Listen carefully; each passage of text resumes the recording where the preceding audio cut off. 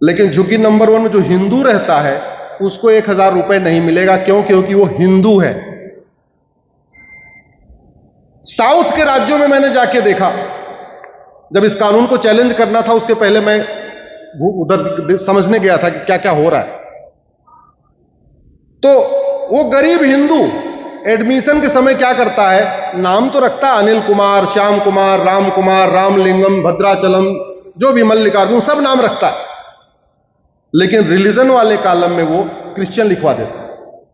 क्यों? क्योंकि उसको भी 1000 रुपए मिलेगा अगर वो क्रिश्चियन हो जाएगा। अगर हिंदू रहेगा तो हर महीने 1000 रुपए नहीं मिलेगा। अब जब वो 1000 रुपए महीने लेने लगता है तो उसके दिमाग में भय भी होता है। गरीब आदमी है, 1000 रुपए महीने आ रहा है, सोच रहा अगर किसी ने शिकायत कर दिया कि ये तो हिंदू है तो मैं तो हो सकता जेल चला जाऊं, 1000 रुपए जो आ रहा है ये भी बंद हो जाए, तो वो हाथ का रक्षा तोड़ हटा देता है।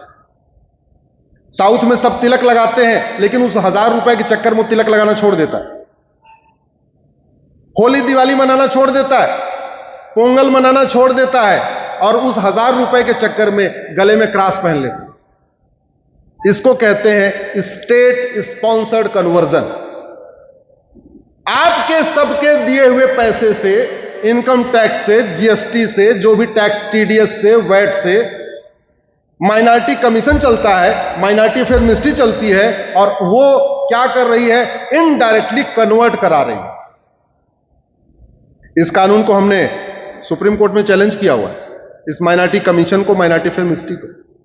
भारत में minority commission, minority affair ministry की जरूरत नहीं है। Minority commission, minority affair ministry की जरूरत तो पाकिस्तान में है, जहां हिंदू लगातार खत्म हो रहे हैं।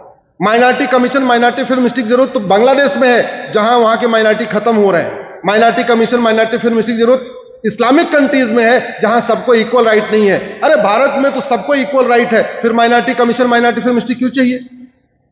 लेकिन 1992 में कानून चला और ये चल रहा है। कोई भी पेड़ लगाना तो बहुत आसान होता है, लेकिन उसके कांटे जब चुभने शुरू होते हैं तो बाद में पता चलता है कि कितनी मुश्किल आ रही है। आप बबूल का पेड़ आज लगा दीजिए, तुरंत उखाड़ना तो आसान होगा, लेकिन 20-25 साल के बाद जब वो मोटा हो जाएगा, उसमें कांटे निकल जाएंगे, फिर उखाड़ना उसको मुश्किल होता है। और घटिया कानून कितना नुकसानदायक होता है, इसका मैं एक एग्जांपल आपको कश्मीर का बताता हूं। जब तक आर्टिकल 370 था, तब तक सरकार किसी की हो, कश्मीर में शांति आई क्या? जोर से बोलिए जरा। और 370 गया, शांति आई कि नहीं? एक धारा, एक आर्टिकल इतना प्रभाव डालता है। भारत में तो पूरे बंडल है, ये देखिए ना, घटिया कानूनों की। हमारे थैले में इतना ही आ सकता था, हमारे थैले में इतना ही आ सकता था, इसलिए मैं इतने लाया। वैसे इतना है।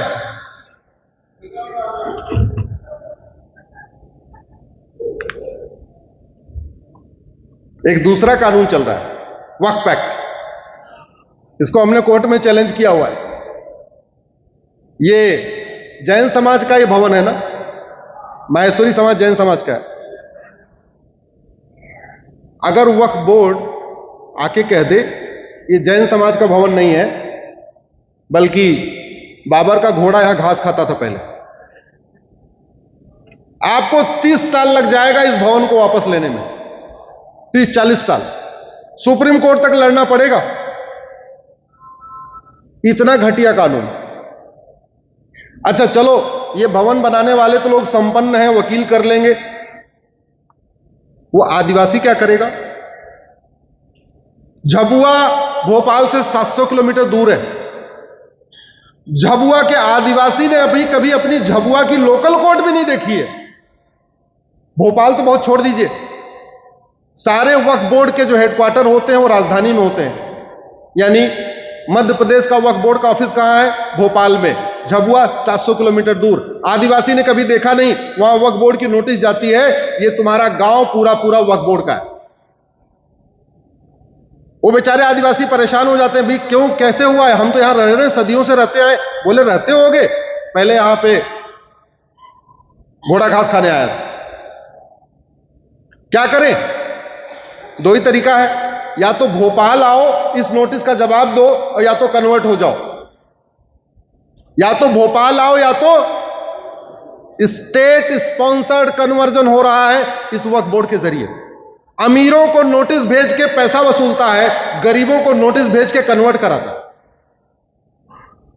मेरठ मुजफ्फरनगर से लखनऊ 600 किलोमीटर दूर है। चलो, आपकी जमीन पे नोटिस आएगा तो आप तो लड़ोगे, आपके बगल वाले पार्क पे अगर वक्फ बोर्ड नोटिस भेजेगा तो आप लड़ोगे क्या? जोर से बोलिए जरा। आपके बगल में जो ऊसर जमीन है, जो बंजर जमीन है, जो खेल का मैदान है, जो सार्वजनिक स्थान है, उसको वक्फ बोर्ड कह देगा ये वक्फ बोर्ड की प्रॉपर्टी, आप लड़ोगे क्या? नहीं। 12 लाख एकड़ जमीन इकट्ठा कर चुका है वक्फ बोर्ड। 12 लाख एकड़। दुनिया के कई देशों का क्षेत्रफल 12 लाख एकड़ नहीं है जितना भारत में वक्फ बोर्ड के पास जमीन है। यह है घटिया कानून। इसको हमने कोर्ट में चैलेंज किया हुआ है, लेकिन कोर्ट में जो चलेगा चलेगा, लेकिन समाज को ऐसे कानूनों के खिलाफ उठना चाहिए। मैंने पहले कहा था, सांसद विधायक बनते हैं केवल और केवल अच्छा कानून बनाने के लिए, देश के लिए अच्छा कानून बनाने के लिए। लेकिन जिन लोगों ने यह कानून बनाया है, उन्होंने देश के लिए अच्छा किया, बुरा किया? देश के साथ गद्दारी किया कि नहीं? अपनी ड्यूटी के साथ उन्होंने इंसाफ किया क्या? वो क्या उनको इसी काम के लिए वेतन भत्ता गाड़ी बंगला मिलता है? नहीं। 1991 प्लेस ऑफ वर्शिप एक्ट, नाम पूजा स्थल कानून। ऐसे लगता है पूजा स्थल के रखरखाव के लिए बनाया गया। और यह कानून कहता है अयोध्या के अलावा किसी मठ मंदिर का मैटर कोर्ट में चलेगा ही नहीं। इसका मतलब बाबर, हुमायूं, तुगलक, गजनी, गोरी ने जितने गलत काम किए वो सारा ये लीगलाइज कर देता है। क्या भारत की संसद बाबर, हुमायूं, तुगलक, गजनी, गोरी के इल्लीगल काम को लीगलाइज करने के लिए बनी है क्या? भारत की संसद है भारत की संस्कृति को आगे बढ़ाने के लिए, भारतीय नियम कानून को आगे बढ़ाने के लिए, भारत की परंपरा को आगे बढ़ाने के लिए, न कि बाबर, हुमायूं, तुगलक, गजनी, गोरी के गलत कामों को आगे बढ़ाने के लिए। लेकिन हुआ क्योंकि समाज को इसके प्रति ज्यादा जागरूकता नहीं थी, नियम कानूनों को हमने इस पर ज्यादा सोचा नहीं, ध्यान दिया नहीं। नतीजा हुआ एक के बाद एक घटिया कानून बनते चले गए और बढ़ते चले गए। अब समय आ गया है कि भारत में सभी युवा, खास तौर पे एकल परिवार से जुड़े हुए, चूंकि मैं आज एकल परिवार के लोगों के बीच में हूं, एकल के सभी युवा राष्ट्र हित में, समाज के हित में, सनातन संस्कृति के हित में ऐसे नियम कानूनों के खिलाफ भी आवाज उठाएं। तरीका एक ही है, बीमारी जहां शुरू हुई है बीमारी खत्म वहीं से हो। बीमारी जहां शुरू हुई है वहीं से खत्म हुई, तो उसके खिलाफ आवाज कैसे उठा सकते हैं? एक बहुत बढ़िया तरीका यह हो सकता है, आप सोशल मीडिया का उपयोग राष्ट्रहित के लिए करिए। एकल परिवार पूरे देश में है। आज की डेट में भारत में 50 करोड़ लोग फेसबुक यूज करते हैं। अगर सभी एकल परिवार के लोग फेसबुक पे प्रतिदिन कुछ न कुछ इस तरीके की चीजें लिखना शुरू कर दें, तो पूरे देश में क्रांति आ जाएगी।